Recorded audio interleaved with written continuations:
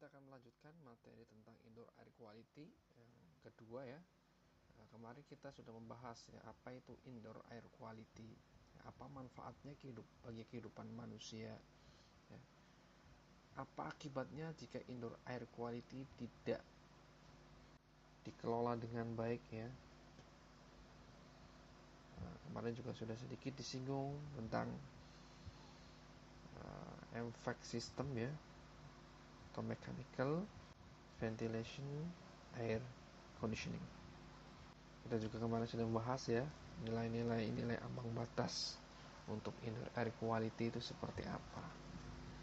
Jadi kita review sedikit ya. Indoor air quality ya merupakan salah satu aspek keilmuan yang memfokuskan pada kualitas atau mutu udara di dalam ruangan atau gedung yang ditempati oleh manusia ya, karena sebagian besar manusia menghabiskan waktunya di dalam gedung, baik di dalam gedung perkantoran, di dalam gedung hotel ya, di dalam gedung pabrik dan lain-lain ya. Jadi sebagian besar mereka menghabiskan waktunya di dalam gedung.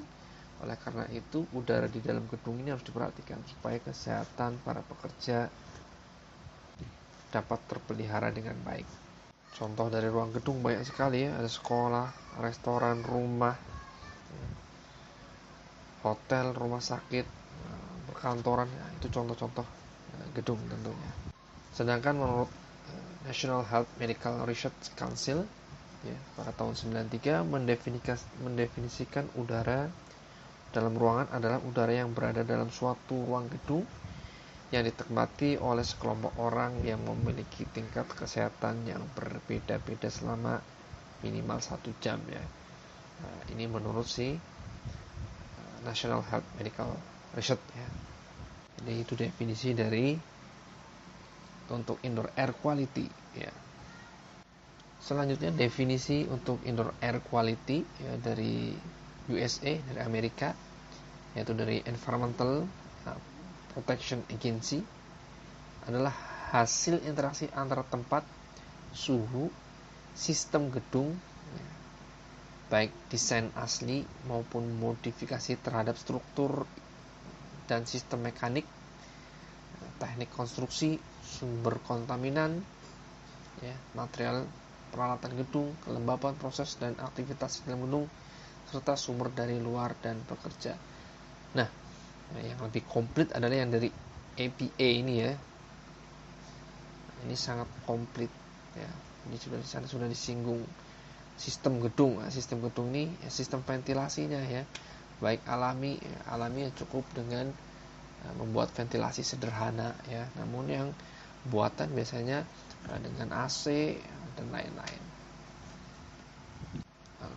Definisi dari APA juga sudah mencantumkan ya terkait dengan teknik konstruksinya. Ini mempengaruhi juga bagaimana rumah-rumah yang konstruksinya bagus ya, terdapat pertukaran udara yang baik ya dari dalam keluar, terus juga material penyusun dari rumahnya seperti apa ya. Sebagai contoh yang dari genting dan dari asbes tentu berbeda, apalagi yang dari galvalum ya, atau dari seng itu biasanya akan lebih panas ya.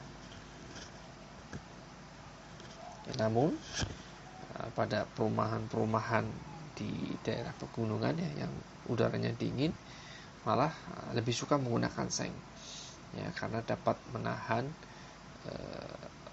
hangat atau sinar matahari ya ketika siang. Jadi malam-malam masih terasa ada residu dari hangat sinar mataharinya. Nah, menurut EPA ini juga sudah disampaikan ya, ada sumber-sumber kontaminan baik dari material, peralatan, kelembaban ya. Nah, ini sudah disampaikan ya minggu lalu ya. Nah, ini sudah tercover dari definisi dari EPA ini. Nah, pada gambar selanjutnya ya, slide selanjutnya kita melihat bagaimana sirkulasi udara di rumah ya, baik rumah tingkat, ini contohnya rumah 2 tingkat dan juga rumah 4 tingkat ya. Ya, ada yang ventilasinya lurus saja ya, dibuat lurus, jadi angin nanti masuk ya, dari depan nanti keluar lewat belakang seperti itu ya, atau dari samping kanan ke samping kiri ya. Itu adalah yang natural, yang alamiah ya. Sedangkan ada juga yang berdasarkan buoyance effect ya, buoyance driven ventilation ya. Jadi anginnya ini ya, diarahkan ya dari agak bawah nanti naik ke arah atas dan keluar lewat atas seperti itu. Nah, di sini juga disampaikan ya, sebagian besar masalah indoor air quality ini timbul karena ventilasi yang tidak baik ya, baik yang alami maupun buoyance ya. Ini cukup bagus ya, di mana mengalirkan udara. Yang buoyance juga bagus ya. Jadi mengalirkan dari udara nanti dialirkan ke atas ya. Nah, namun jadi masalah ketika ventilasi di suatu rumah tidak baik. Nah, pada slide selanjutnya ya, nah ini diperlihatkan ya, perkantoran ya. Tentu saja kalau gedung bertingkat seperti itu ya, tidak bisa mengandalkan yang natural ya, ventilasi alami tidak bisa. Ini harus dengan HVAC system ya, atau mechanical ventilation air conditioning ya, dimana ya, harus dengan buatan ya, yang alami susah ketika gedung bertingkat seperti ini ya, karena ya, biasanya rapet ya.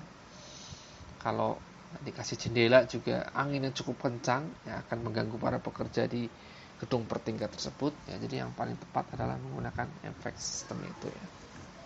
Nah, selanjutnya ya, kita di slide berikutnya ini HVAC system ini yang simple ya. Nah, di gambar ini diperlihatkan HVAC system yang minimalis ya.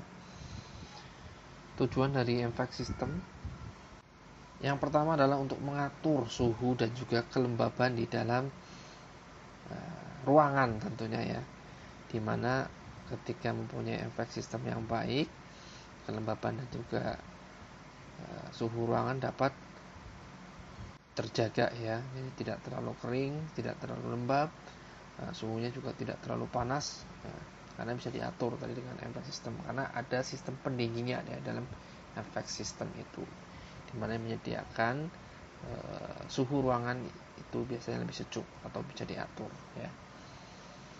Kalau terlalu rendah contohnya bisa dinaikkan, kalau terlalu panas diturunkan suhunya ya. Manfaat selanjutnya ya dari HVAC system yaitu menyuplai ya,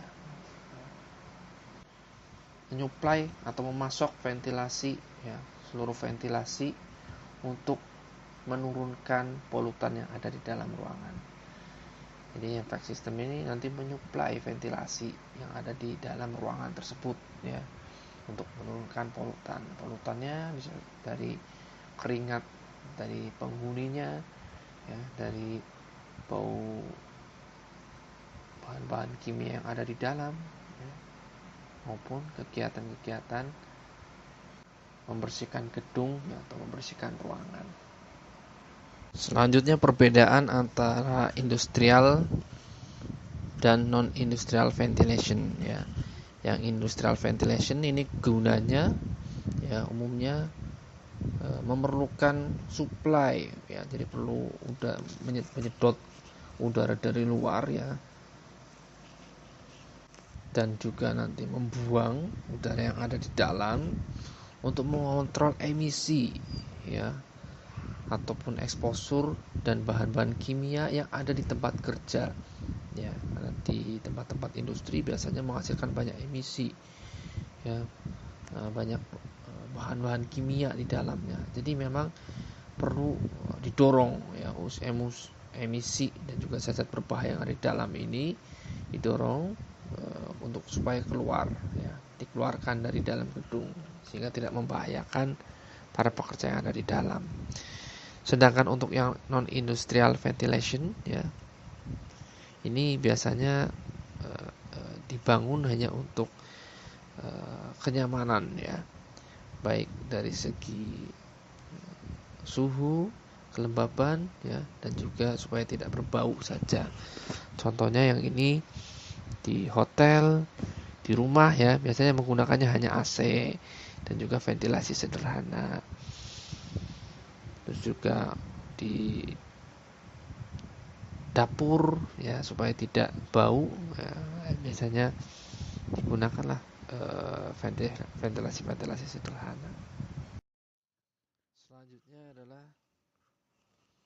sumber kontaminan menurut EPA ya, ini tahun 1991, yaitu yang pertama adalah sumber dari luar bangunan ya, yang terdiri dari udara luar bangunan yang terkontaminasi oleh debu ya, spons jamur, kontaminasi industri, dan gas buangan kendaraan. Nah, inilah yang dapat sumber-sumber dari luar yang dapat mempengaruhi atau mencemari udara yang ada di dalam ruangan. Yang kedua adalah emisi dari sumber di sekitar bangunan seperti gas buangan kendaraan. Ya, contohnya di lantai basementnya digunakan untuk parkir kendaraan. Kendaraannya digunakan atau dipanaskan di dalam basement, atau kendaraannya dipanaskan di dalam garasi. Nah, ini emisi dari kendaraannya nanti masuk ke dalam rumah ya. Jadi kontaminan udara atau mengkontaminasi udara yang ada di dalam rumah. Jadi sumber dari sekitar tadi ya, jadi area parkir, tempat bongkar muat barang, tempat sampah mungkin ya yang ditaruh di samping rumah, atau mungkin dari udara buangan ya. Contohnya di sampingnya mungkin ada blower dari gedung ya,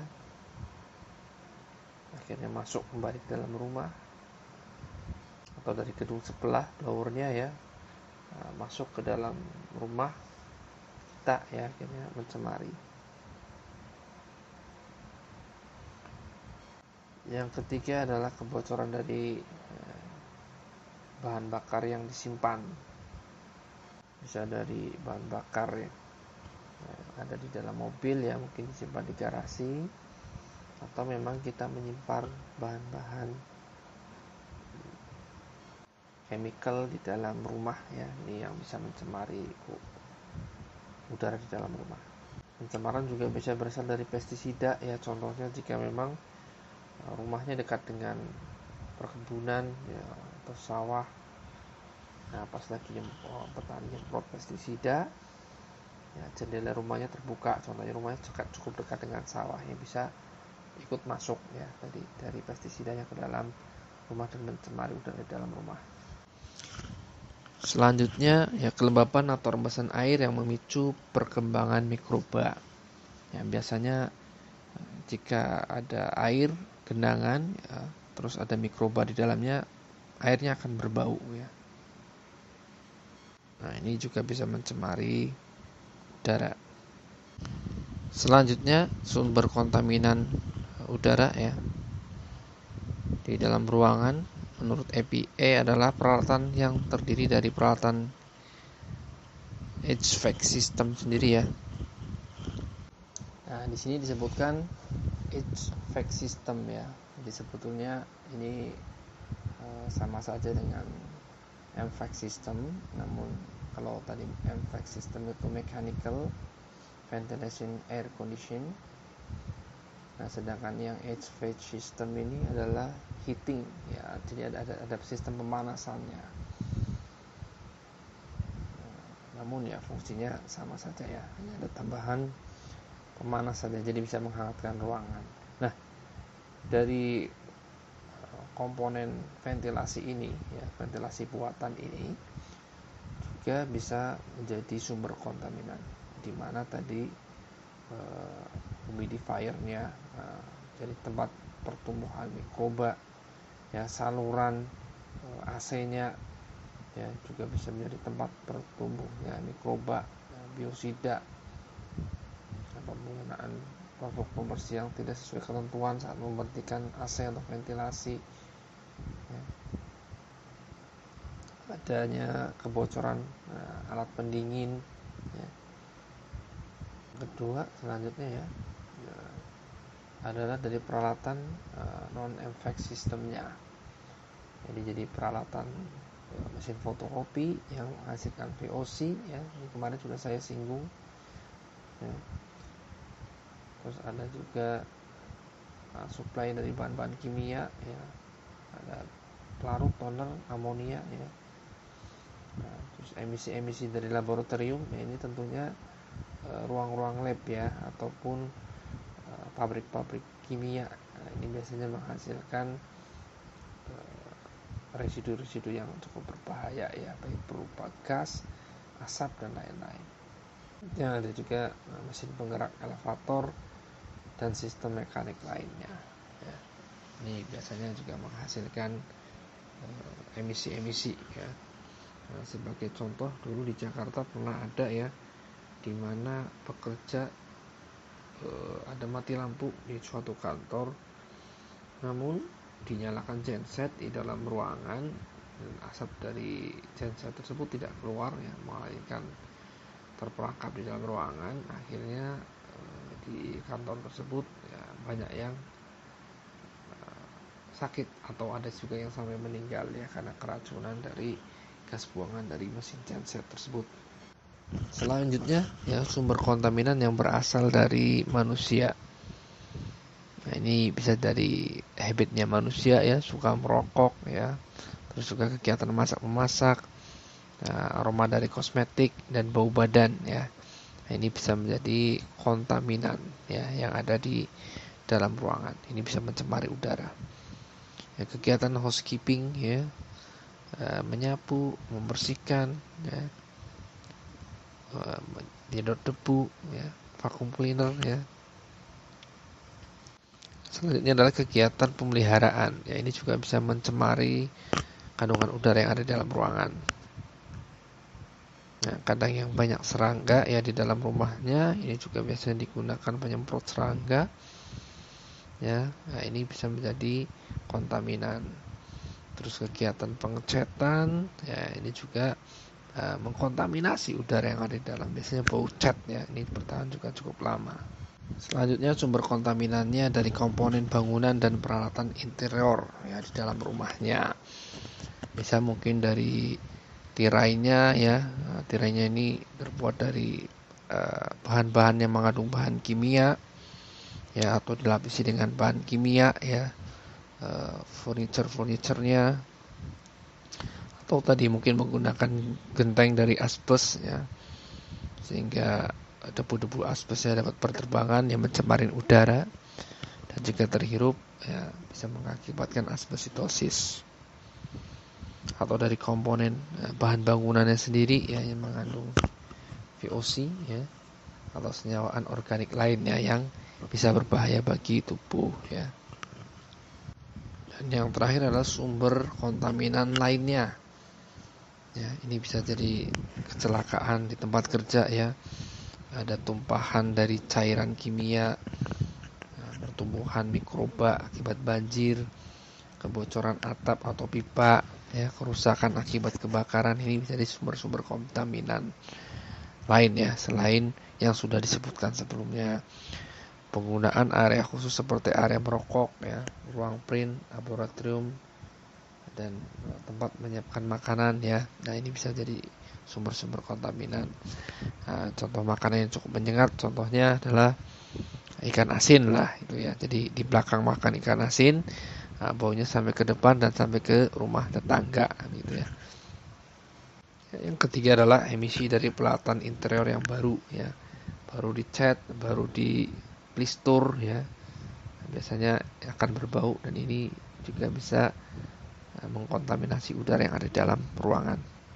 Selanjutnya gambar-gambar ya. Nah, ini bagaimana penyaring udara yang diletakkan di dalam jendela ya, di tengah-tengah jendela. Ini sebagai penyaring supaya udara dari luar tadi yang mengandung banyak emisi atau debu-debu ya, ini bisa disaring dan yang masuk adalah udara yang bersih ya. Ini contoh penyaring udara yang baik ya digunakan. Nah, gambar yang kedua ya, ini adalah gambar HVAC system ya, dimana ada yang supply dari luar ya, terus ketemu di air handling unit, di sana bisa dihangatkan, ya, difilter atau didinginkan, ya, baru disuplai kepada para pekerja yang ada di dalam. Nah, sedangkan untuk yang exhaustnya menarik udara-udara atau kontaminan-kontaminan keluar, ya. Terutama ini untuk bahan-bahan kimia di laboratorium, ya. Nanti bisa di-exhaust, ditarik keluar udara-udara atau gas-gas berbahayanya, atau mungkin kegiatan memasak di restoran, yaitu juga bisa ditarik ke atas nanti gas-gas berbahaya atau asap-asapnya sehingga tidak mencemari udara di dalam ruangan. Selanjutnya adalah sistem AHU, ya, atau mesin AHU, air handling unit. Ini digunakan untuk memproses udara, ya, dari luar yang akan masuk ke dalam ruangan, ya, di mana nanti udara difilter terlebih dahulu, ya, terus juga didinginkan. Nah, nanti juga bisa dilembabkan, ya, supaya tidak terlalu kering, ataupun jika udara yang di dalam terlalu lembab juga akan dikeringkan sehingga tidak terlalu lembab, seperti itu, ya. Nah, itu nanti diproses di mesin AHU ini, ya. Untuk AHU ini bisa memfilter udara, ya, antara 35 sampai 80%. Ya, tetapi beberapa AHU, ya, tidak bisa atau tidak mampu memfilter untuk jenis-jenis jamur atau spora dari bakteri yang cukup kecil, ya. Jadi AHU ini, ya, kadang tidak mampu memfilter mikroorganisme, seperti itu. Namun, ya, jika terkait dengan debu, ya, maupun udara emisi dari luar, ya, biasanya akan difilter, ya, sehingga kualitasnya tetap lebih baik dibanding jika tidak dilakukan filter terlebih dahulu. Nah, selanjutnya AHU ini juga bisa untuk melembabkan, ya, ataupun mengurangi kelembaban jika memang kondisi di dalam ruangan terlalu lembab. Jadi nanti prosesnya memang dia menghisap udara dari luar, ya, namun juga nanti terjadi pencampuran, ya, antara udara di luar dan juga yang di dalam, nanti disedot kembali oleh AHU, ya. Jadi tidak sepenuhnya dibuang. Nah, nanti di mixing, dicampur udara yang ada di dalam dan juga di luar, baru masuk ke dalam. Nah, selanjutnya yang terakhir adalah, ini adalah alat untuk melakukan pengukuran indoor air quality, ya. Nah, jadi nanti kita akan belajar bagaimana cara mengukur indoor air quality di dalam ruangan. Baik, mungkin untuk pertemuan kali ini Bapak cukupkan, ya. Silakan jika ada pertanyaan.